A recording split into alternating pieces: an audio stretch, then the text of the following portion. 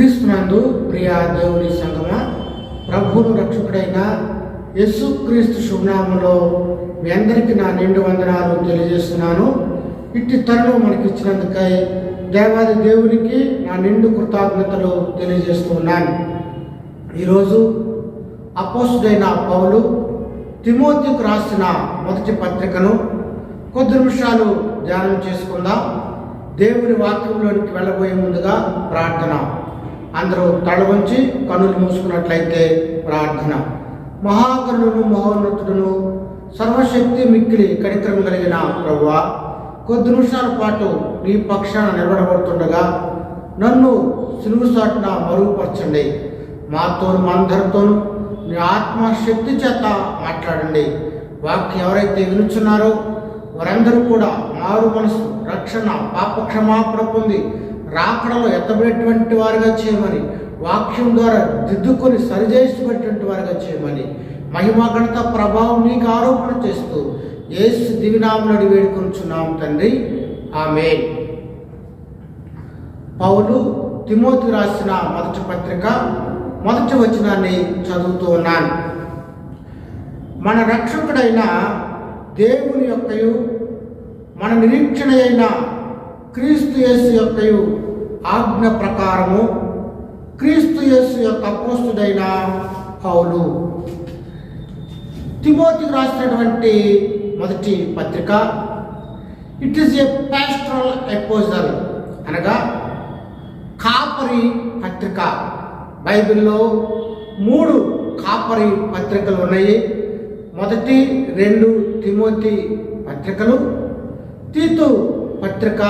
ఇవి కాపరిని ఉద్దేశించి రాయబడినటువంటివిగా ఉన్నాయి. తిమోతికి రాశాడు. తిమోతి అంటే one who honour the God, దేవుని మహిమపరిచేటువంటి వాడని అర్థం. ఇతడు ఎఫెసీ సంఘానికి కాపరిగా పౌలు చేత నియమింపబడ్డాడు. పౌలు తన మొదటి సువార్త దండయాత్రలో తిమోతి తల్లి యునికే, అతని అవ్వ లోయ పౌలు చేత రక్షించబడ్డారు. రెండవ మిషనరీ యాత్రలో తిమోతి రక్షించబడి పౌలును వెంబడించేటువంటి వాడుగా ఉన్నాడు. తిమోతి తండ్రి యూదుడు కనుక తిమోతిని సున్నతి చేయించి పౌలుతో పాటు సహచరుడుగా ఆయన ఉన్నాడు. ఇతడు లుస్రా అనేటువంటి ఆసియాలోని ప్రాంతానికి చెందినటువంటి వాడుగా ఉన్నాడు. పౌలు 3 మిషనరీ దండయాత్రలు చేశాడు. 10,000 కిలోమీటర్లు ఆయన సువార్త దండయాత్ర చేసినటువంటి వాడుగా ఉన్నాడు. ఈ మొదటి తిమోతి పత్రికను అపోస్తలుడైనటువంటి పౌలు రోమా చెరలో క్రీస్తు శకము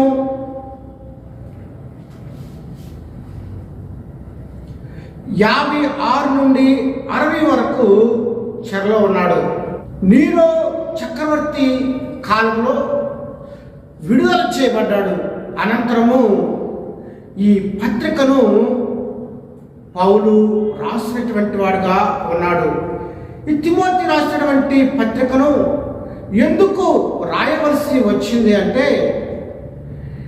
యవనస్తుడైనటువంటి తిమోతిని ఎఫెసు సంఘానికి కాపరిగా నియమించాడు.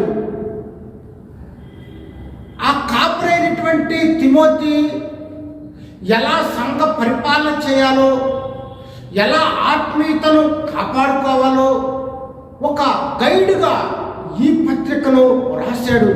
సంఘ క్షమాభివృద్ధి కొరకు యవనస్తుడైనటువంటి కాపరి సూచనలు ఇవ్వడానికి, ముఖ్యంగా అబద్ధ బోధకును ఎదిరించడానికి, సంఘ బాధ్యతల గురించి ఈ పత్రికను రాసినటువంటి వాడు ఉన్నాడని మనము గమనించబద్దుగా ఉంటూ ఉన్నాం. క్రీస్తునందు ప్రియ దేవులారా, ఈ పత్రిక నాటికి నేటికి కూడా చాలా ప్రాముఖ్యమైనటువంటి పత్రికగా మనము చూడగలుగుతున్నాం. ఎందుకంటే ఈ పత్రిక అనేటువంటిది నాడు నేడు కూడా సంఘం యొక్క బాధ్యతలు, సంఘ ఆత్మీయత, సంఘంలో ఉన్న యవనస్తులు, స్త్రీలు, పురుషులు, వృద్ధులు ఎలా చూడాలనేటువంటి దానికి ఒక గైడ్గా ఉపయోగపడుతుందనేటువంటిది వాస్తవమై ఉన్నది. మొదటి అధ్యాయము 2వ వచనాన్ని చదువుతూ ఉన్నాను.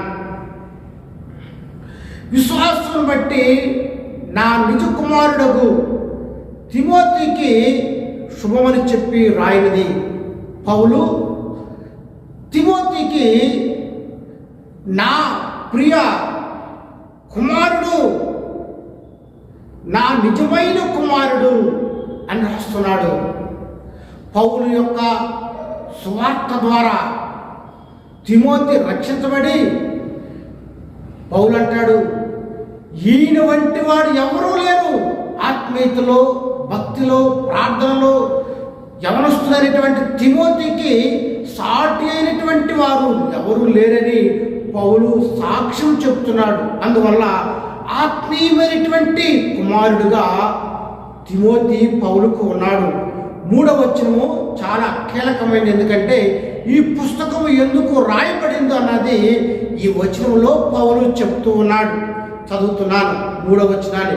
నేను మాసిదోనియాకు ఉంటుండగా సత్యమునకు భిన్నమైన బోధ చేయవద్దనియు, కల్పనా కథలను, మితము లేని వంశావళులను, విశ్వాస సంబంధమైన దేవుని ఏర్పాటుతో కాక వివాదములతోనే సంబంధం కలిగి ఉన్నవి కనుక వాటిని లక్ష్య పెట్టవద్దని కొందరిని ఆజ్ఞాపించుటకు నీవు ఎఫెసులో నిలిచిన వల్ల నిన్ను హెచ్చరించిన ప్రకారము ఇప్పుడును హెచ్చరిస్తున్నాను. పౌలు రోమాచర్లో 2 సంవత్సరాలు ఉన్నాడు. అనంతరము నీరో చక్రవర్తి కాలంలో విడుదల చేయబడ్డాడు. విడుదల చేయబడినటువంటి పౌలు స్వార్థ వ్యాపకం నిమిత్తమై మాసిదోనియాకు వెళ్తున్నాడు. పౌలును మాసిదోనియాకు వెళ్తుంటే తిమోతిను పౌలు ఎఫెసుకు పంపుతున్నాడు. ఎందుకు? అక్కడ సంఘం స్థాపించబడింది. పౌలు లేనటువంటి సమయంలో అక్కడి క్రైస్తవులు యూదా మతంలో నుండి క్రీస్తుని అంగీకరించారు. అందువల్ల యూదా బ్యాక్గ్రౌండ్ నుంచి రావడం వల్ల వాళ్ళు సంఘంలో కొన్ని విభేదాలు, అబద్ధ విషయాలను ప్రోత్సహిస్తున్నటువంటి వారుగా సత్యములకు విరుద్ధమైనటువంటి వాటిని బోధిస్తున్నారు. కారణం ఏంటంటే యూదులు కనుక వారు ధర్మశాస్త్రాన్ని పాటించాలని, అదేవిధంగా వంశావళులను అనుసరించి నడుచుకోవాలని, ఆచారాలు సంప్రదాయాలు కూడా పాటించాలని వివాదమైనటువంటి విషయాలను రేకెత్తున్నప్పుడు పౌలు తిమోతికి అక్కడ ఉన్నటువంటి సమస్యలను సరిదిద్దాలని, వారిని భక్తిలో ప్రోత్సహించాలని ఈ విషయాలు రాస్తూ ఉన్నాడు. సత్యమునకు భిన్నమైన బోధ అంటే స్థిరమైన బోధ కాదు. సత్యం యేసే, ఆయన గురించినటువంటి బోధ కాక వేరే బోధ చేస్తున్నారు. కల్పనా కథలు, మితము లేని వంశావళుడు, వీటి వల్ల ప్రయోజనం లేదు. కానీ దైవభక్తి అంటే ఏమిటో పౌలు ఇక్కడ చెప్తున్నాడు. అందువల్ల ఇక్కడ ఉన్నటువంటి సమస్యలు సత్యములకు భిన్నమైన బోధ, కల్పనా కథలు, మితం లేని వంశావళుడు, అంత మాత్రం కాక వివాదాలతో కూడుకున్నటువంటి విషయాలు ఆ సంఘంలో సమస్యలుగా ఉన్నవి కనుక వాటిని సరిచేయాలని, వాటిని ఖండించాలని పౌలును ప్రోత్సాహపరుస్తూ ఎఫెసు సంఘానికి కాపరిగా పౌలు నియమిస్తూ ఉన్నాడు. 5వ వచనంలో భక్తి అంటే ఏంటో 5వ వచనంలో చెప్తున్నాడు. ఉపదేశ సారమేదనగా పవిత్ర హృదయం నుండి, మంచి మనస్సాక్షి నుండి, నిష్కపటమైన విశ్వాసం కలుగు ప్రేమయే.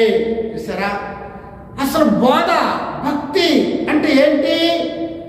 ప్రేమే. సంఘంలో ప్రేమ ఉండాలి.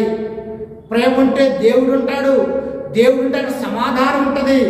అందువల్ల మంచి మనస్సాక్షి, నిష్కపటమైన విశ్వాసం కలుగు ప్రేమ. నా కుమారుడా తిమోతి, మంచి మనస్సాక్షిని కలిగినటువంటి వాడుగా, విశ్వాసాన్ని కలిగినటువంటి వాడుగా, ప్రేమ కలిగినటువంటి వాడుగా సంఘంలో నీవు ఉండాలి అని చెబుతూ ఉన్నాడు. ఈ 7వ వచనం నుండి 11వ వచనాల వరకు అన్నీ కలిసి ఉన్నాయి. ఇక్కడ పౌలు ఏ విషయాన్ని తెలుపుతున్నాడంటే ధర్మశాస్త్రాన్ని గురించి చెప్తున్నాడు. ఎందుకంటే అక్కడ ఉన్నటువంటి వారు యూదా క్రైస్తవులు, వారు ధర్మశాస్త్ర సంబంధమైనటువంటి వ్యక్తులు. అందువల్ల ధర్మశాస్త్రం ఏమై ఉందన్న విషయాన్ని, సారాంశాన్ని పౌలు తెలియజేస్తున్నాడు. ధర్మశాస్త్రాన్ని బట్టి ఎవరు నీతిమంతులు కాలేదు. ధర్మశాస్త్రము కేవలము పాపము ఎటుదో చెప్తూ ఉంది. ధర్మశాస్త్రము పాపము గురించినటువంటి ప్రస్తావన చేస్తూ, అది పాపాన్ని తెలియజేస్తూ దేవుని యొద్దకు నడిపించేటువంటి బాలశిక్షగా ఉంది. అనగా ధర్మశాస్త్రము పాపుల కొరకు ఇవ్వబడింది అని చెప్పవచ్చు. ఆ పాపాలు విషయమైనటువంటి ప్రస్తావన పౌలు చెప్తా ఉన్నాడు. చదవడానికి సమయం పడుతుంది, అయినా వాటన్ని కూడా చదువుతాను. 8వ వచనాన్ని, ఆయనను శ్రీమంతుడకు దేవుడు నాకు అప్పగించిన ఆయన మహిమగల సువార్త ప్రకారము దేవుడు నాకు ఈ వర్తమానము, మంచి వర్తమానము, క్రీస్తు యేసు గురించిన వర్తమానము ఆయన నాకు అప్పగించేటువంటి వాడుగా ఉన్నాడు. ధర్మశాస్త్రం అంటే ఏంటో చెప్తున్నాడు అక్కడ. ధర్మశాస్త్రము విరోధులకును. ధర్మశాస్త్రము ఎవరికి ఇవ్వబడింది తెలుసా? ధర్మ విరోధులకును, అవిధేయులకును, భక్తిహీనులకును, పాపిష్టులకును, అపవిత్రులకును, మత దోషకులకును, పితృహంతకులకును, మాతృహంతకులకును, నరహంతలకును, వ్యభిచారులకును, పురుష సంయోగులకును, మనుష్య చోరులకును, అబద్ధికులకును, అప్రమాణికులకును, హితబోధకు విరోధమైన వాడు మరి ఎవడైనా ఉండినేడలా అట్టి వారికి నియమింపబడినే గాని. చూసారా, ఎవరికి నియమించబడింది? పాపుల కొరకు ఇవ్వబడింది. భక్తిహీనులకు, పాపిష్టులకు, అపవిత్రులకు, మతదోషకులకు, పితృవంతకులకు, మాతృవంతకులకు, నరహంతకులకు, వ్యభిచారులకు, ఇలాంటి పాపులకు ఇవ్వబడింది. కానీ నీతిమంతుడి కొరకు కాదు. క్రీస్తు ప్రభుని ఎరగటము నీతి కనుక ధర్మశాస్త్రం కింద మనం లేము. ధర్మశాస్త్రం కింద ఉన్నామంటే మనం పాపులమై ఉన్నాము. కానీ యేసు ప్రభువు చేత మనం అందరం రక్షించబడ్డాము. అందువల్ల ధర్మశాస్త్రము కేవలము పాపులకు ఇవ్వబడింది. క్రీస్తు ప్రభు ద్వారా మనమందరము నీతిమంతులుగా చేయబడ్డాము. కనుక ధర్మశాస్త్రాన్ని మనము పాటించవలసినటువంటి అవసరము లేదు. అది కేవలము క్రీస్తు వద్దకు రావడానికి, పాపమేంటో తెలియచేయడానికి మాత్రమే. కనుక అది పాపుల కొరకు ఇవ్వబడింది కానీ నీతిమంతులకు కాదు. నీతిమంతులకు నియమింపబడలేదు. కనుక యేసుక్రీస్తు ద్వారా, ఆయన అనుసరించడం ద్వారా మనము నీతిమంతులుగా చేయబడ్డాం. అబ్రహాము దేవుడు నమ్మాడు, నీతిమంతులుగా ఎంచబడ్డాడు. కనుక ప్రియాదేవులారా, యేసు ప్రభు ద్వారా మనము నీతిమంతులుగా చేయబడ్డాము. 12వ వచనంలో, పూర్వము దోషకుడను, హింసకుడను, హానికరమైన నన్ను తన పరిచర్యకు నియమించి నమ్మకమైన వారిగా ఎంచినందుకు నన్ను బలపరిచిన మన ప్రభు అయిన క్రీస్తు యేసుకు కృతజ్ఞుడై ఉన్నాను.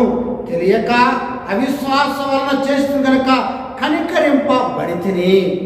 పౌలు తన సాక్ష్యాన్ని తెలియజేస్తా ఉన్నాడు. దేవుని కృపను చెప్తా ఉన్నాడు. ఎలాంటి వాడు? పూర్వము దోషకుడను, హింసకుడను, హానికరుడను. ఒకప్పుడు నా జీవితం పాపులలో ప్రధాన పాపిని, కానీ తెలియక చేసింది కనుక కనికరించబడితిని. ఆయన కృప చేత నేను రక్షించబడ్డాను. గత కాలంలో నా సాక్ష్యము ఇది. కానీ ఆయన ప్రేమ నన్ను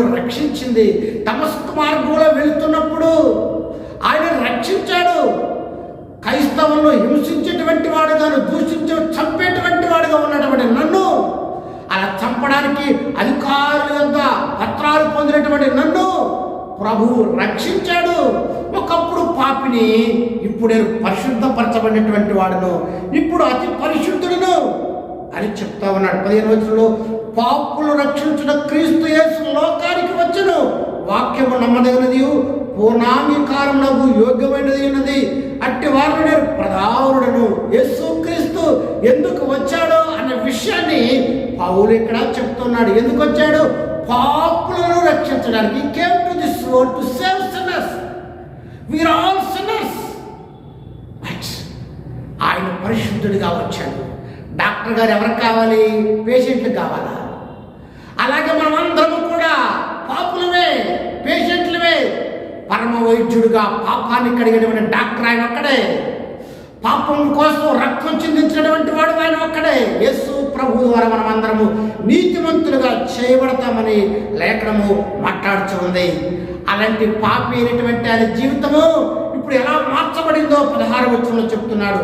అయినను నిత్య జీవ నిమిత్తము తనను విశ్వసించబో వారికి నేను మాదిరిగా ఉండులాగున క్రీస్తు యేసు తన పూర్ణమైన దీర్ఘశాంతము ఆ ప్రధాన పాపిని నాయందు కనికరించినట్లు నేను ఆ ప్రధాన పాపైన నాయందు కనుపరుచున్నట్లు నేను కనికరింపబడితేనే.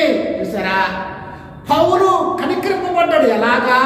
పాపి అయిన ఆయన ఇప్పుడు మనకు మాదిరిగా ఉండులాగున. పౌలు చెప్పాడు, నేను క్రీస్తుని పోలి నడుచుకుంటున్నాను, నన్ను పోలి నడుచుకోండి. ఒకసారి క్రీస్తు పోల్చుకుంటాం ఏంటని అనిపిస్తుంది, కానీ అంత మాదిరియుక్త జీవితం. ఒకప్పుడు పాపిని, దోషకుడును, ఇప్పుడు పరిశుద్ధుడిగా మీకు నేను మాదిరిగా నన్ను పోలి నడుచుకోండి అనేటువంటి చెప్పేటువంటి గొప్ప ఆదర్శమూర్తిగా పౌలు జీవితము మార్చబడిందని మనం చూస్తా ఉన్నాం. ప్రియులారా, పౌలు మాదిరిగా మార్చబడ్డాడు. ఒకప్పుడు దూసుకుడే, ఒకప్పుడు పాపే, ఒకప్పుడు క్రైస్తవులు చంపాడు, ఇప్పుడు ఆయన మోడల్ ఆఫ్ దిస్ వరల్డ్. ఈ ప్రపంచానికి పౌలు ఒక మాదిరి అడుగు జాడలను చూపుతున్నాడు. నా కుమారుడు తిమోతి, నన్ను మాదిరిగా కలిగి ఉండి నీవు ఎఫెసీలో పరిచర్య చేయమని చెప్తా ఉన్నాడు. 18వ వచనంలో, నా కుమారుడు అయిన తిమోతి, నీవు విశ్వాసమును మంచి మనస్సాక్షి కలవాడవై నిన్ను గూర్చి ముందుగా చెప్పిన ప్రవచనం చొప్పున ఈ మంచి పోరాటము పోరాడవల్లని వాడిని బట్టి ఆజ్ఞను మీద నీకు అప్పగిస్తున్నాను. ఈ ఆజ్ఞను నీకు అప్పగిస్తూ ఉన్నాను. నా కుమారుడు తిమోతి, మంచి పోరాటము పోరాడాలి. ఎందుకు? నీవు విశ్వాసమును మనస్సాక్షిని కలవాడవై ఉండి పోరాడాలా. ఈ లోకం పోరాటం. అందుకే ఎఫెసీయుల పత్రికలో పౌలు అంటాడు, మంచి పోరాటం పోరాడాలని. పౌలు అంటాడు, తుదకు ప్రభు యొక్క మహాశక్తిని బట్టి ఆయన యందు బలవంతులై ఉన్నది. అలాగనగా మీరు పోరాడున్నది శరీరులతో కాదు, అంధకార దురాత్మ సమూహంతో మీరు పోరాడుతున్నారు. మనము పోరాటంలో ఉన్నాం. మనసు వెనక రణరంగము లేచి మొదలుకొని పుడుకునే వరకు కూడా మనము ప్రార్థన అనేటువంటి పోరాటంలో ఉన్నటువంటి వారిగా ఉండాలా. పౌలు తిమోతితో అంటున్నాడు, నా కుమారుడా తిమోతి, మంచి పోరాటము పోరాడు. అపవాదిని, శరీరాన్ని, లోకాన్ని నువ్వు జయించాలి. యవనస్తుడు కనుక నీవు విశ్వాసంలోను మనస్సాక్షిలో నిన్ను నీవే మాదిరిగా కడుపరుచుకుని ఈ లోకంలో మంచి పోరాటం నువ్వు పోరాడాలా. పౌలు 2వ తిమోతి రాసిన పత్రికలో 4వ అధ్యాయంలో చెప్తాడు, మంచి పోరాటము పోరాడుతుంది, నా విశ్వాసాన్ని కాపాడుకుంటుని నా కొరకు నీతి కిరీటము ఉంచబడి ఉన్నదని చెప్తా ఉన్నాడు. కనుక ప్రియులారా, పౌలు పోరాడుతున్నాడు. అలాగనే తిమోతిని కూడా పోరాడవల్లని ప్రోత్సహించేటువంటి వాడు ఉన్నాడు. 2వ తిమోతి రాసిన పత్రిక 4వ అధ్యాయం 7వ వచనంలో పౌలు అంటున్నాడు, మంచి పోరాటము పోరాడుతుని నా పరుగు కడముట్టించుకుని విశ్వాసాన్ని కాపాడుకుంటుని. అందువల్ల తిమోతితో కూడా నా కుమారుడు తిమోతి మంచి పోరాటము పోరాడమని చెప్తా ఉన్నాడు. 9వ వచనం చదువుతున్నాను. అట్టి మనస్సాక్షిని కొందరు త్రోసివేసి విశ్వాస విషయమై ఓడబద్దలైపోయిన వారి వలె చెడి ఉన్నారు. వారు హుమానయును అలెగ్జాంద్రును ఉన్నారు. వీరు దూషింపకుండా శిక్షింపబడుటకై వీరిని సాతానుకు అప్పగించితేనే. సరైనటువంటి మనస్సాక్షి లేని వారుగాను వాడ బద్దలైతే అది ఎందుకు పనికిరాదు, సర్వమును నాశనమే. అలాంటి జీవితాన్ని కలిగినటువంటి వారుగా హుమేనయును అలెగ్జాంద్రును ఉన్నారు. వీరు చేసినటువంటి తప్పు ఏమిటంటే సత్యమునకు విరోధమైనటువంటి బోధన వీరు చేయొచ్చు. సంఘానికి వ్యతిరేకంగా వీరు ఉంటున్నారు.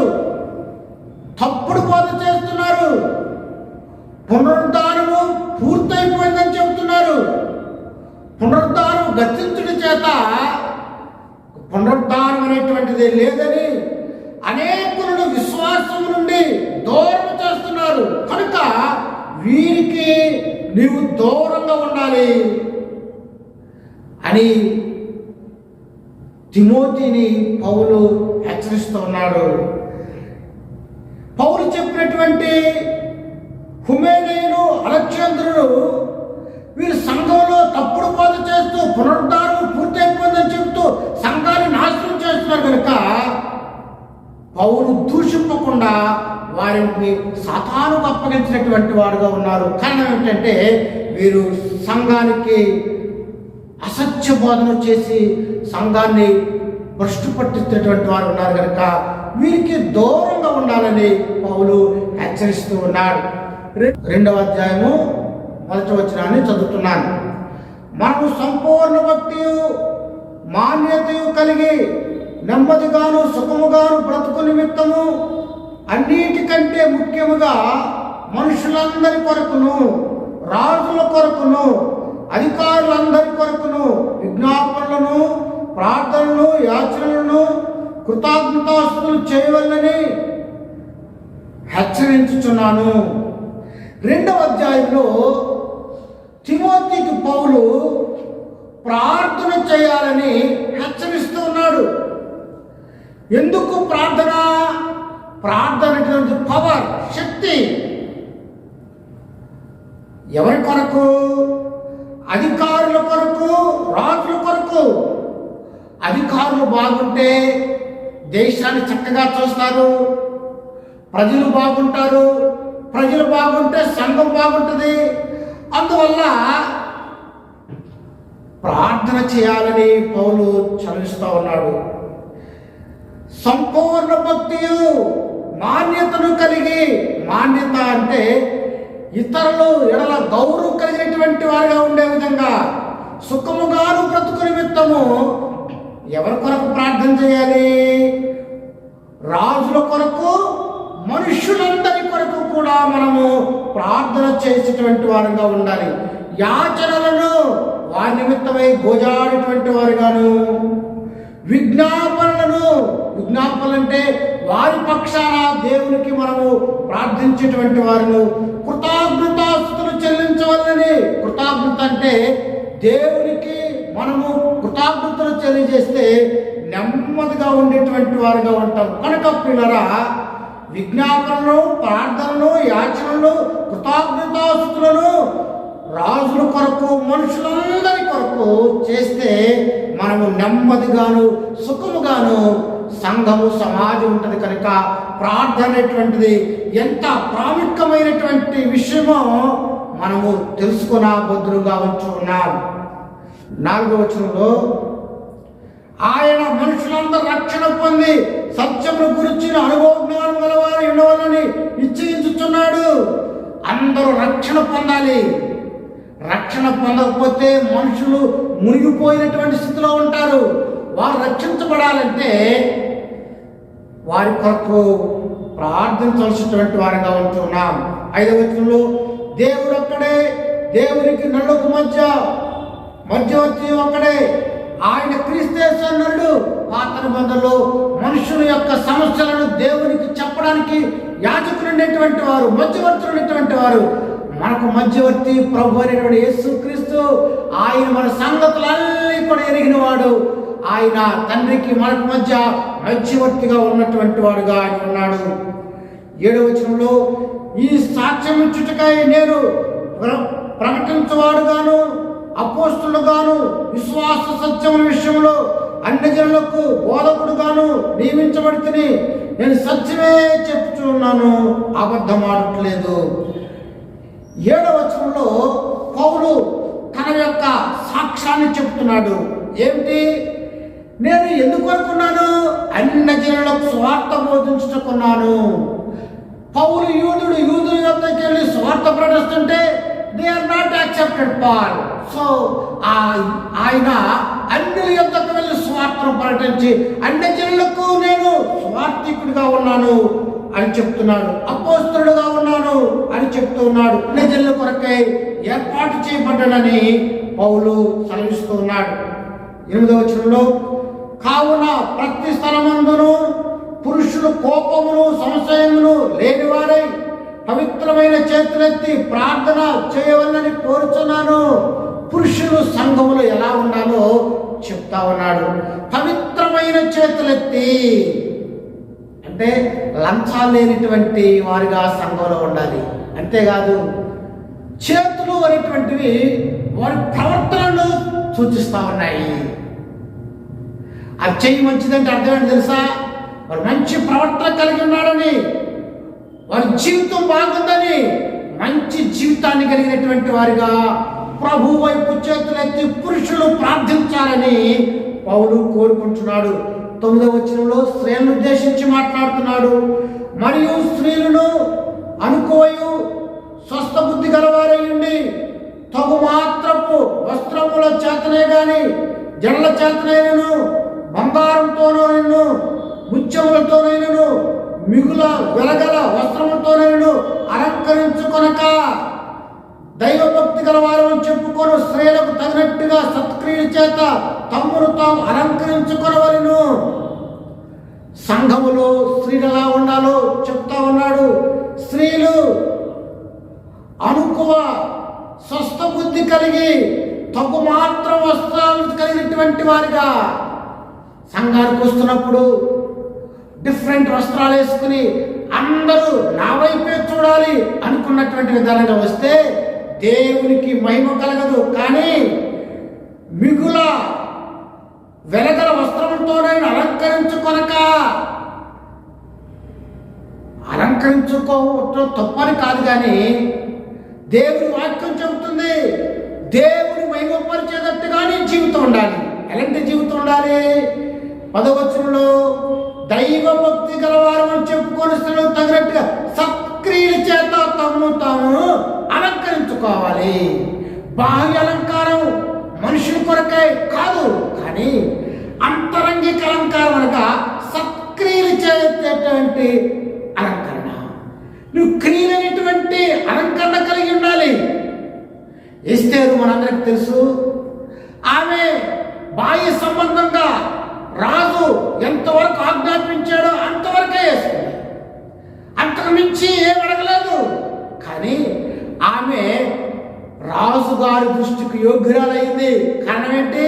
ఆమె వెలుపుట అలంకారాలు కాదు, కానీ ఆంతరంగిక అలంకరణ ఆమె జీవితంలో ఉంది కనుక తగు మాత్రం అలంకరణ కలిగినప్పటికీ ఆమె ఎంపిక చేయబడింది. చెప్పుకోను స్త్రీలకు తగినట్టుగా సత్క్రియలు అనేటువంటి వస్త్రధరణ అలంకరణ కలిగి ఉండాలి.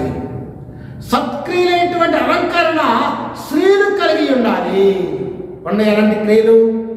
డోర్కా పేదరాలే కానీ ఆమె క్రియలు ఆమె జీవితాన్ని మరలా ప్రసాదించాయి.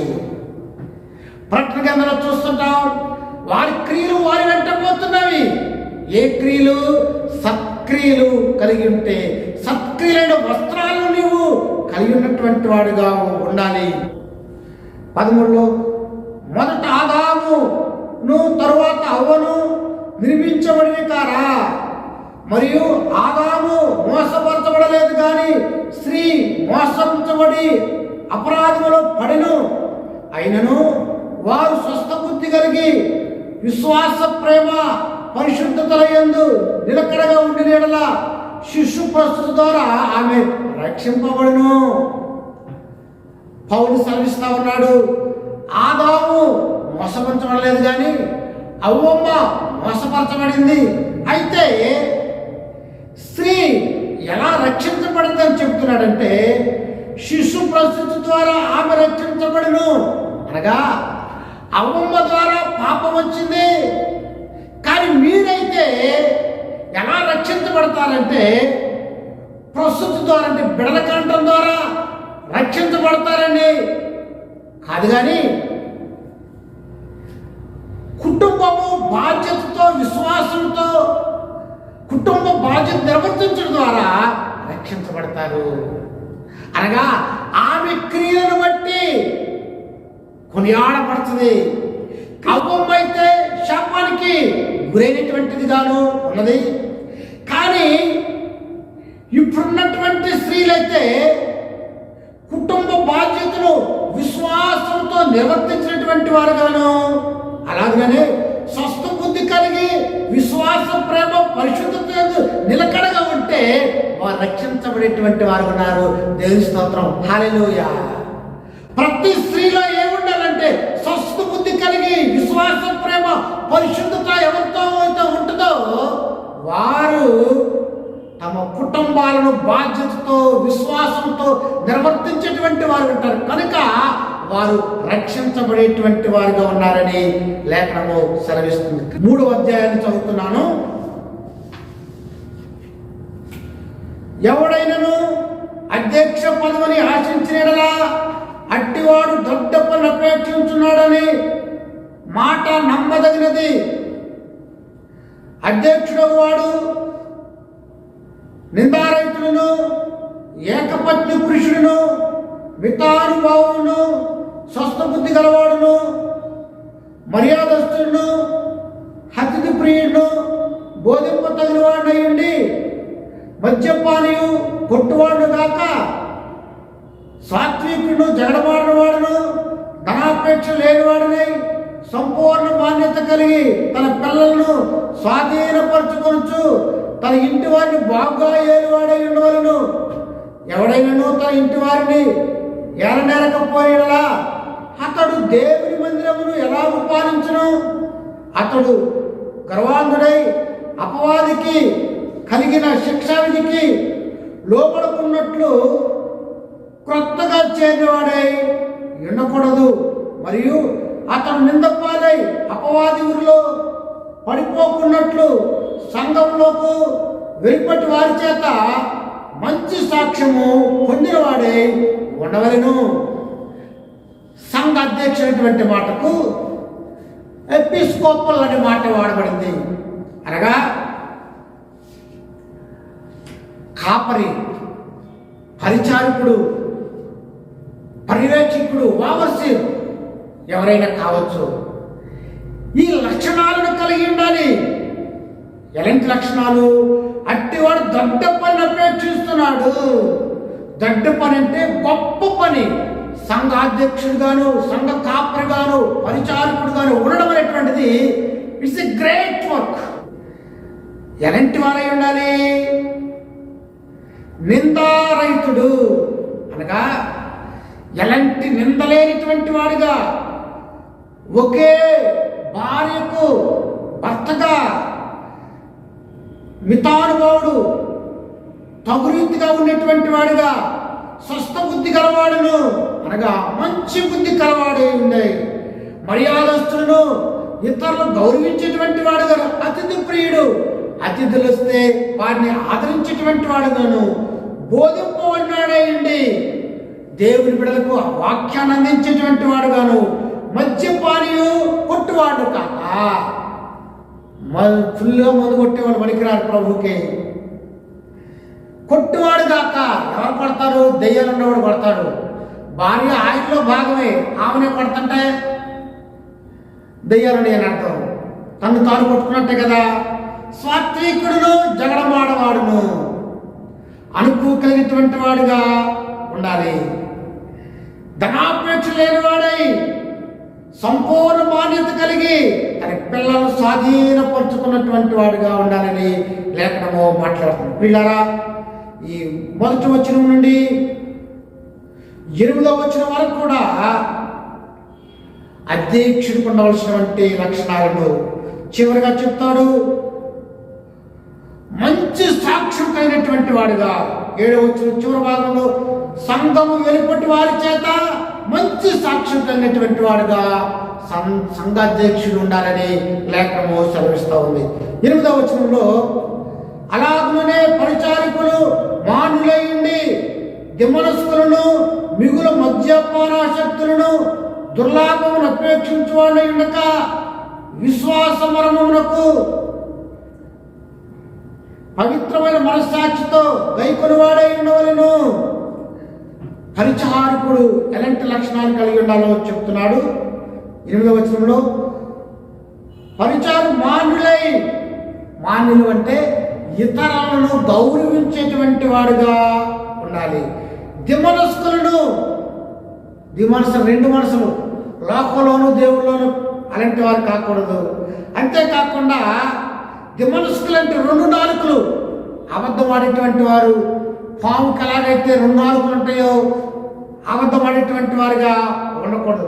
మద్యపానాసక్తులు, దుర్లాభేక్షలు, దుర్లాభం అపేక్షించు వారిని ఉండక, దుర్లాభం అంటే చెడు వ్యాపారాలు చేసేటువంటి వారుగా ఉండకూడదు. చెడు వ్యాపారాలు అంటే సారా అమ్మటం, ఇలాంటివి చెడు వ్యాపారాలు. అలాంటివి కాక విశ్వాస మర్మమును పవిత్రమైన మనస్సాక్షితో గైకొని వారై ఉండవలను. పవిత్రమైనటువంటి మనస్సాక్షి కలిగినటువంటి జీవితం కలిగి ఉండాలని చెప్తున్నాడు. 14వ వచనం చదువుతున్నాను. శీఘ్రముగా మీ వద్దకు వచ్చునని నిరీక్షించున్నాను, అయినను నేను ఆలస్యము చేసిన యెడల దేవుని మందిరములో అనగా జీవము గల దేవుని మందిరములో జనులు ఎలాగ ప్రవర్తించవలను అది నీకు తెలియజేయవలని సంగతులను రాయిచున్నాను. పౌలు ఎందుకు ఈ పత్రికను రాస్తున్నాడో అన్న విషయాన్ని ఇక్కడ చెప్తున్నాడు. జీవము గల దేవుని సంఘములో జనులు ఎలాగ ప్రవర్తించవలను అది నీకు తెలియజేస్తున్నాను. సంఘము సజీవమైనది, ఆయన సజీవుడు, ఆయన బిడ్డలు కూడా సజీవులై ఉన్నారు. కనుక జీవం గలటువంటి దేవుని సంఘములో జనులు ఎలాగుండాలో పౌలు తిమోతికి తెలియజేసేటువంటి వాడుగా ఉన్నాడని లేఖనంలో సెలవిస్తూ ఉన్నది. 16వ వచనంలో నిరక్షేపముగా దైవ భక్తి గురించిన మర్మము గొప్పదై ఉన్నది. దైవ భక్తుల గురించిన మర్మము గొప్పది. ఏమిటి ఆ దైవ భక్తి? ఆయన సశరీరుడిగా ప్రత్యక్షమయ్యాడు అనగా he came to this world, incarnation. He was the God of incarnation. ఆయన దైవ మానవుడిగా ఈ లోకానికి వచ్చాడు. నీతిమంతుడిగా తీర్పు పొందెను. ఈ లోకంలో నీతిమంతుడు లేడు, కానీ యేసు ప్రభు ఈ లోకంలో నీతిమంతుడిగా వచ్చినటువంటి వాడుగాను దేవదూతలకు కనబడ్డాడు. ఆయన సర్వోన్నతమైన స్థలంలో దేవునికి మహిమ అని దేవదూతలు ఆయన గురించి ప్రకాశింపజేసినటువంటివిగా ఉన్నాయి. రక్షకుడని జన్మల్లో ప్రకటించబడిను. యేసు రక్షకుడు, అనేకులను సకల రోగులకు రక్షకుడుగా యేసు ప్రభు ఉన్నాడు. లోకమందు నమ్మబడ్డాడైన రక్షకుడని, దావీదు కుమారుడని, ఆరోహణమైన తేజోమయుడైన ఆయన పునరుద్ధారుడై తండ్రి యొద్దకు ఆరోహణమైనటువంటి వాడుగా ఉన్నాడు. 4వ అధ్యాయాన్ని చదువుతున్నాను. 1వ వచనము. అయితే కడవరి దినాలలో కొందరు అబద్ధికుల వేషధారణ వల్ల మోసపరచు ఆత్మలయందును దయ్యముల బోధయందును లక్ష్యముంచి విశ్వాస భ్రష్టులవుదురని ఆత్మ తేటగా చెప్పుచున్నాడు. అంత్యకాలంలో కొంతమంది అబద్ధికుల వేషధారణ వలన వేషధారులుగా మార్పు చెందినటువంటి వారు ఉన్నారు. దయ్యాల బోధ లక్ష్యముంచి విశ్వాస భ్రష్టులైపోతా ఉన్నారు. ఏర్పరచబడిన వారు సైతము భ్రష్టులైపోయేటువంటి వారుగా ఉన్నారు. క్రీస్తునందు ప్రియులారా, ఒకప్పుడు భక్తిగా ఉన్నవారే కానీ విశ్వాసంలో దిగజారిపోయేటువంటి వారుగా ఉంటున్నారు. 3వ వచనంలో అబద్ధికులు వాతవేయమైన మనస్సాక్షి గలవారై వివాహం నిషేధించుచు సత్య విషయమే అనుభవ జ్ఞానం గల విశ్వాసులు, కృతజ్ఞతాస్తులు, కృతజ్ఞతాస్తుతులు చెల్లించుకున్నట్లు దేవుడు సృజించిన ఆహారములను కొన్నింటిని తినటం మానవల్లని చెప్పుకొందరు. దేవుడు సృజించిన ప్రతి వస్తువు మంచిది. కృతజ్ఞతాస్తులు చెల్లించి పుచ్చుకునే ఏది నిషేధింపబడినది కాదు. ఎలాగనగా అది దేవుని వాక్యం వలనను ప్రార్థన వలన పవిత్రపరచబడింది. కొంతమంది అబద్ధ బోధకులు, వేషధారులు ఏమని బోధ చేస్తున్నారంటే వివాహము నిషేధించబడిందా? లేదే? యేసు ప్రభు పరిచర్య వివాహంతో ప్రారంభించాడు. ఆయన వివాహము అన్ని విషయాల్లో ఘనంగా ఎంచాడు. పౌలు కూడా. అందువల్ల వివాహం చేసుకుంటేనే ఒక వ్యక్తి ఫలించేటువంటి వాడిగా ఉంటాడు. కానీ అబద్ధ బోధకులు వివాహం మంచిది కాదని, కొన్ని తినొద్దని చెబుతాడు. కానీ పౌలు అంటాడు, నీ ఆరోగ్యానికి మంచిది ప్రతి ఒక్కటే తినొచ్చు, నిషేధించబడినటువంటి ఏదీ లేదు. దేవుని వాక్యం వల్ల, ప్రార్థన వల్ల పవిత్రపరచబడినటువంటిదిగా అవుతున్నది. కానీ పూజ చేసి తినొచ్చా? చాలా మంది ప్రశ్నను అడుగుతూ ఉంటారు. విగ్రహాలు పెట్టి తినొచ్చా? దేవీ దేవతలు పెట్టి తినొచ్చా? ఎలా తింటాము? మన దేహం దేవుని ఆలయం. ఇది ప్రశిష్టమైంది, పరిశుద్ధమైంది. అపవిత్రమైనటువంటి దేవీ దేవతలు పెట్టి నొట్టు వేయొచ్చా? ఎలా వేస్తాము? అయ్యప్ప స్వామి గారు ఉంటారు మా ఆంధ్రాలో. 40 రోజులు వారు దీక్ష చేస్తారు, నలబట్టలు వేసుకుని. వేరే వాళ్ళు వండిన అన్నమే తినరాళ్ళు, భార్య కానీ ఎవరైనా వండింది. కారణం దీక్షలో ఉన్నారు. అందువల్ల మనము జీవితాంతం దీక్షే. ప్రభు నమ్మామంటే ప్రతిష్ఠితులు ప్రభు కొరకు. అపవిత్రమైన మనమే తింటాము. కనుక దేవి దేవతలు పెట్టింది మనం తినకూడదు. పరిశుద్ధమైంది మన శరీరం. ఆలోచనలో ఈ సంగతులను సహోదరులకు వివరించడలా నీవు అనుసరించుతూ వచ్చిన విశ్వాస సుబోధ సంబంధమైన వాక్యము చేత పెంపారుచు క్రీస్తు యేసునకు మంచి పరిచారికుడు అయ్యిండుము. విశ్వాస సంబంధమైన వాక్యము చేత పెంపారుచు నీవు దేవుని వాక్యంలో ఎదగాలి. ఆ వాక్యమును బ్రతికిస్తుంది, నెమ్మదిస్తుంది, అదే మేలు చేస్తుంది. కనుక విశ్వాస సంబంధం వాక్యములో నీవు పెంపారుచు మంచి పరిచారికుడిగా ఉండాలని పౌలు తిమోతితో చెప్తా ఉన్నాడు. 7వ వచనంలో అపవిత్రమైన ముసలమ్మ ముచ్చలు విసర్జించి దైవభక్తి విషయంలో నీవే సాధకము చేసుకో. దైవభక్తి గొప్ప ప్రయోజనం. భక్తులే దేవునికి ఇష్టలు. శరీర సంబంధమైనది ఈ లోకంలో మనం ఏది సంపాదించినా, ఏది సాధకం చేసినా ఈ శరీరంతో పోదు. కానీ ఆత్మ సంబంధమైనటువంటి వాడు ఉంటే పరలోకంలో నీవు నివాసం చేస్తావని, అన్ని విషయాల్లో ప్రయోజనకరమని జ్ఞాపకం చేసుకున్నా, భద్రంగా ఉంచుకున్నాం. 11వ వచనం చదువుతున్నాను. ఈ సంగతులు ఆజ్ఞాపించి బోధించుము. నీ ఎవరు బట్టి ఎవరు నిన్ను తునీకరింపనీయకము. కానీ మాటలతోనూ, ప్రవర్తనలోను, ప్రేమలోను, విశ్వాసంలోను, పవిత్రలోను విశ్వాసులకు మాదిరిగా ఉండుము. తిమోతి యవనస్తుడు, ఎఫెసులో సంఘ కాపురిగా ఉన్నాడు. కనుక అనేకులకు మాదిరిగా ఉండాలి. మాట మాదిరిగా, ప్రవర్తన, ప్రేమ, విశ్వాసము, పవిత్రత అన్ని విషయంలో కూడా నువ్వు మాదిరిగా ఉండాలి. పౌలు అంటేనే క్రీస్తుని పోలి నడుచుకుంటున్నాడు. తిమోతితో నీవు కూడా మాటల్లో, క్రియల్లో, విశ్వాసంలో మాదిరిగా సంఘానికి ఉండాలని చెప్తా ఉన్నాడు. క్రీస్తునందు ప్రియ దేవులారా, 4వ అధ్యాయంలో పౌలుకు తిమోతికి అనేకమైనటువంటి హెచ్చరికలు, దేవుని వాక్యం ఎలా ఉండాలో, మాటలు ఎలా ఉండాలో, ప్రవర్తన ఎలా ఉండాలో, జీవితం ఎలా ఉండాలో, తను బోధించు వారిని ఎలా రక్షించుకుంటాడు అనే విషయాన్ని 4వ అధ్యాయంలో పౌలు చెప్తా ఉన్నాడు. 5వ అధ్యాయము 1వ వచనం. వృద్ధుని గద్దెంపగా తండ్రిగా భావించి అతని హెచ్చరించుము. అన్నదమ్ములని యవనులను, తల్లులని, వృద్ధ స్త్రీలను, అక్క చెల్లెలని పూర్ణ పవిత్రతో యవన స్త్రీలను హెచ్చరించుము. నిజముగా అనాథులైన విధవరాలను సన్మానింపుము. వయస్సును బట్టి గౌరవించాలని పౌలు సెలవిస్తా ఉన్నాడు. వృద్ధులను గద్దెంపక, ఎందుకంటే వృద్ధులు కొన్నిసార్లు ఇసుకెత్తారు, వారిని తండ్రులుగా భావించాలని, వారితో చక్కగా మాట్లాడాలి. వారి జ్ఞానం ఉంటుంది, వయసు పెరిగిన తర్వాత చక్కగా మాట్లాడతారు, తాట తీస్తారు వాళ్ళు. కనుక తండ్రిగా భావించాలని, అలాగే యవనస్తుల విషయంలో, స్త్రీల విషయంలో ఎవరితో ఏ విధంగా ఉండాలో చెప్తా ఉన్నాడు. 3వ వచనంలో నిజముగా యజమానులను సన్మానింపుము, భర్తలైనటువంటి వారిని సన్మానించాలని పౌలు సెలవిస్తూ ఉన్నాడు. 8వ వచనంలో ఎవడైనా స్త్రీలను విశేషముగా తన ఇంటి వారిని సంరక్షింపకపోయినలా వాడు విశ్వాస త్యాగం చేసిన వాడే అవిశ్వాసి కన్నా చెడ్డవాడైండును. దేవుని బిడ్డలని విశ్వాసం చెప్పుకున్నవాడు తన ఇంటి వారిని సంరక్షించాలి, చూడాలి.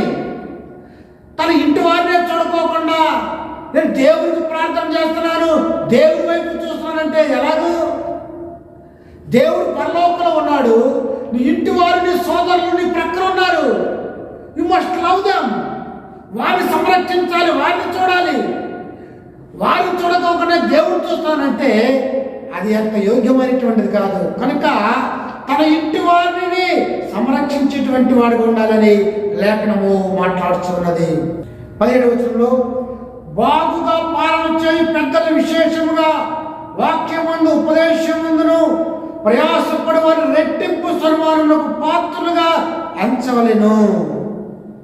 ఎవరైతే ప్రభు కొరకు ప్రయాసపడుతూ ఉంటారో, వాక్య పరిచయం చేస్తూ ఉంటారో వారిని ఘనపరచాలని యవనస్తుడైన తిమోతితో చెప్తా ఉన్నాడు.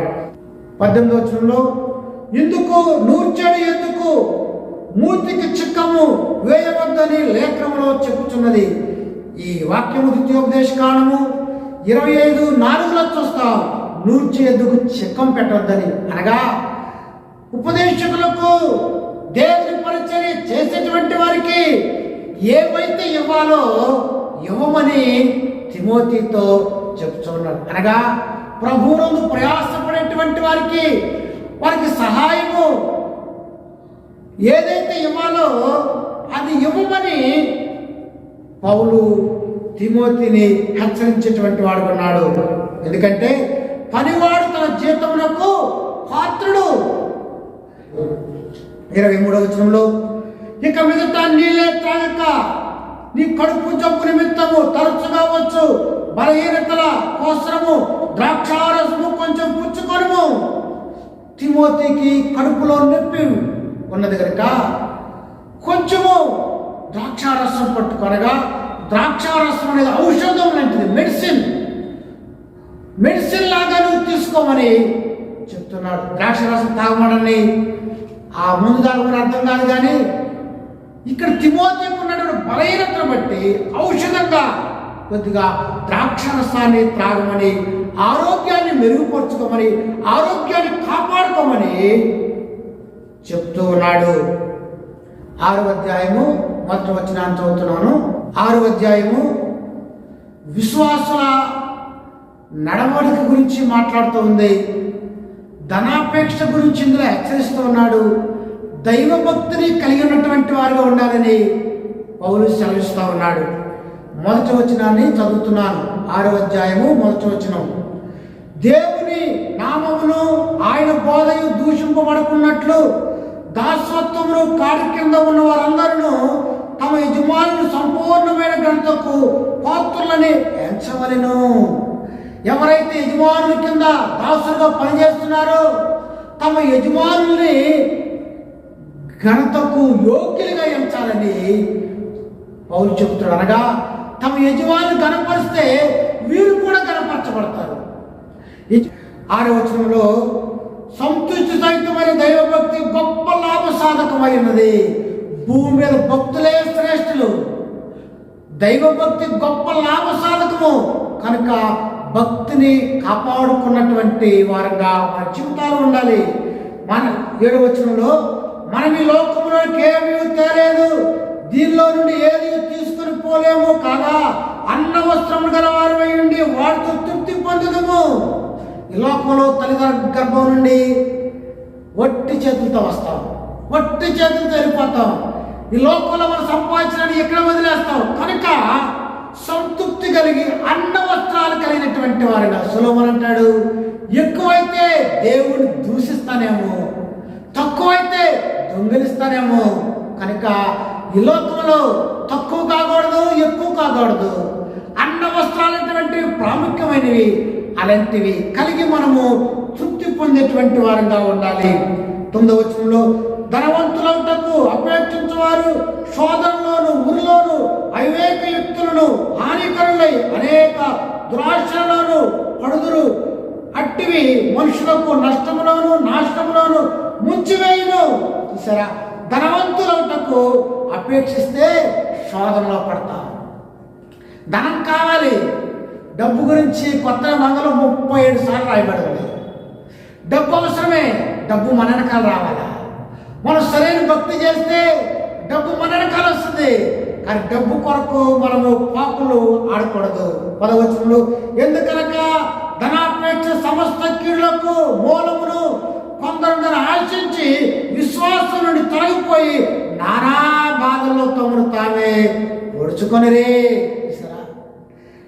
డబ్బు వెనకాల పరిగెత్తి నానా కీడులో పడిపోయి తాము తామే పొడుచుకున్నటువంటి వారిగా, విశ్వాస భ్రష్టులైనటువంటి వారిగా మనము చూస్తాము. కనుక పిల్లరా, డబ్బు కావాలి కానీ డబ్బే సర్వస్వము కాదు.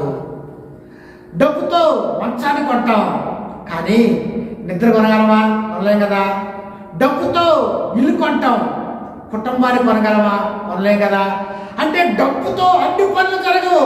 డబ్బు కావాలి కానీ సంతృష్టికరమైన భక్తి గొప్ప లాభసాధకం. ప్రభువు ఏదైనా ఇవ్వగలడు. శూన్యముల నుండి సృష్టి చేశాడు ఆయన. కనుక ఈ లోకంలో మనము ధనాపేక్ష కలిగినటువంటి వారంగా ఉండకూడదు. ధనాపేక్ష వలన ప్రమాదాలు ఉంటాయి. బైబిల్ చెబుతుంది, తమ్ముడు తామే పొడుచుకొని ది డైడ్ హిమ్సెల్ఫ్, వారే పొడుచుకున్నారు. ధనాపేక్షకు గురై మానవులు పతనం అవడానికి కారణం డబ్బే. కనుక ప్రభు వైపు చూసేటువంటి వారిగా మన జీవితాలు ఉండాలి. 11వ వచనంలో దైవజనుడా, నీవైతే వీటిని విసర్జించి నీతిని, భక్తిని, విశ్వాసమును, ప్రేమను, ఓర్పును, సాత్వికమును సంపాదించుటకు ప్రయాసపడును. ధనాపేక్షలు కాక వీటిని విసర్జించు. ఏం కావాలి? నీతిని, భక్తి, విశ్వాసం, ప్రేమ, ఓర్పును, సాత్వికమును సంపాదించుకున్నటకు, నీతిని సంపాదించుకోవాలి, భక్తిని, ప్రేమను సంపాదించుటకు ప్రయాసపడాలని చెప్తున్నాడు. 17వ వచనంలో ఇహమందు ధనవంతులైన వారు గర్విష్ఠుడు గాక, డబ్బున్న వారి గురించి మాట్లాడుతున్నాడు. ఈ లోకంలో ప్రభువుని ఆశీర్వదిస్తే నీవు గర్విష్ఠుడు కాకుండా ఉండాలని. అస్థిరమైన ధనమునందు నమ్మిక ఉంచుక, సుఖముగా అనుభవించుటకు సమస్తమును మనకు ధారాళముగా దయచేయగలవాడు ఎందే నమ్మిక ఉంచమని ఆజ్ఞాపించును. చూసారా, ధనవంతులైనటువంటి వారు ఆ ధనం ఇచ్చేటువంటి దేవుని యందు నమ్మిక ఉంచేటువంటి వారుగా ఉండాలని పౌలు శ్రమిస్తున్నాడు.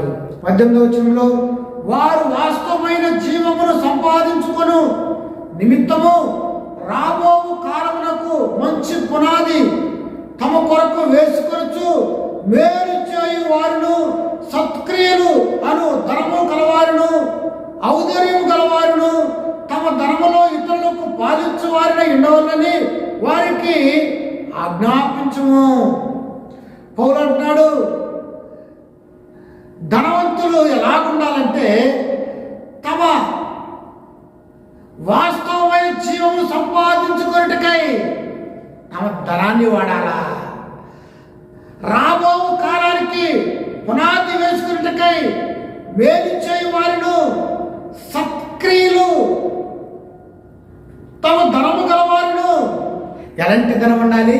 సత్క్రియలు అనేటువంటి ధనము కలవారయ్యండి. ఔదార్యము గలవారును అనగా సహాయము ఇతరులకు చేసేటువంటి వారుగాను, తమ ధనములో ఇతరులకు పాలించేటువంటి వారుగాను ఉండాలా. దేవుడు నాకు ఇచ్చాడు, నేనే తింటా కాదు. ఇతరులకు నీ ధనము ఉపయోగపడాలా, సహాయం చేయాలా. ఎప్పుడైతే ఇతరులకు ఉపయోగపడేటువంటి వారుగా ఉంటావో దానివల్ల నీకు మేలు కలుగుతాన్ని జ్ఞాపకం చేసుకోవాలి. 20వ వచనంలో, ఓ తిమోతి, నీకు అప్పగింపబడిన దాన్ని కాపాడి అపవిత్రమైన వట్టి మాటలకును జ్ఞానమని అబద్ధముగా చెప్పబడిన విపరీత వాదములకు దూరముగా ఉండము. ఓ తిమోతి, అప్పగించబడిన దాన్ని కాపాడి. ఏం అప్పగించబడింది? వాక్యపు నిధి అప్పగించబడింది. దాన్ని నీవు కాపాడు.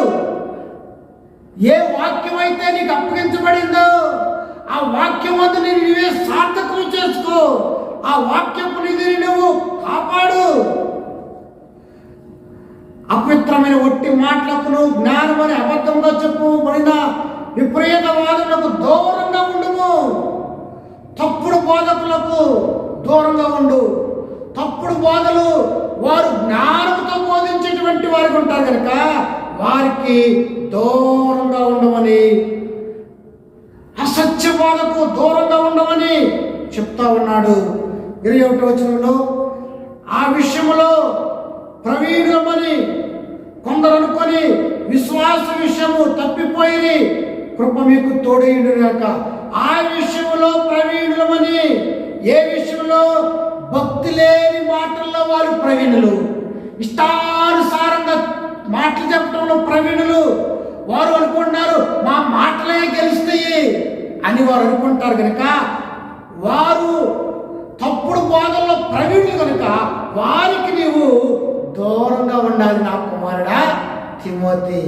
కానీ ధనవంతులైనటువంటి వారు తమ ధనములో ఇతరులకు సహాయపడుతూ మేలైనది చేసేటువంటి వారికి ఉండాలని చెప్తా ఉన్నాడు. క్రీస్తునందు ప్రియ దేవులారా, ఈ తిమోతి రాసినటువంటి ఈ పత్రిక యవ్వన సంఘ కాపరి అయినటువంటి తిమోతికి సంఘంలో ఎలా ఉండాలో, స్త్రీలు ఎలా ఉండాలో, పురుషులు ఎలా ఉండాలో, భక్తిని ఎలా కాపాడుకోవాలో, ధనవంతుల విషయంలో ధనాన్ని ఎలా ఖర్చు పెట్టమని చెప్పాలో విషయాన్ని చెప్తూ ఈ తిమోతికి హెచ్చరిస్తూ ఈ పత్రికను ముగించున్నాడు. దేవుని మాటలు దీవించుగాక. ఆమె ప్రార్థన చేసుకుందాం. మహాగణుడు, మహోన్నతుడు, సర్వశక్తి మిక్కిలి కనికరం కలిగిన ప్రభా, తిమోతి మొదటి పత్రిక వివరించడానికి విడిచిన కృపకై వందనాలు చెల్లిస్తున్నాను. నీ మాటలు ఎవరైతే విన్నారో వారందరూ కూడా రక్షించబడ్డానికి, మారు మనసు పొందడానికి, నీతో ఆశీర్వాదాలు పొందడానికి నీ సహాయం దయచేయండి. నీ రాకడలు ఎత్తబడేటువంటి వారుగా చేయమని, నీ వాక్యాన్ని విన్న ప్రతి ఒక్కరు కూడా వరదయాన్ని సరి చేసుకుంటూ మేలు పొందేటువంటి వారుగా చేయండి తండ్రి. వారి అవసరాలు మీరు తీర్చండి. వారి జీవితంలోని గొప్ప కార్యాలు చేసి మహిమ పొందమని యేసు దివ్యనామములో వేడుకుంటున్నాం తండ్రి. ఆమేన్. తండ్రి అయిన దేవుని ప్రేమ, కుమారుడైన యేసుక్రీస్తు కృప, పరిశుద్ధాత్మ సహవాసం సదాకాలం తోడయ్యుండి కాచి కాపాడుగాక. ఆమేన్. God bless you.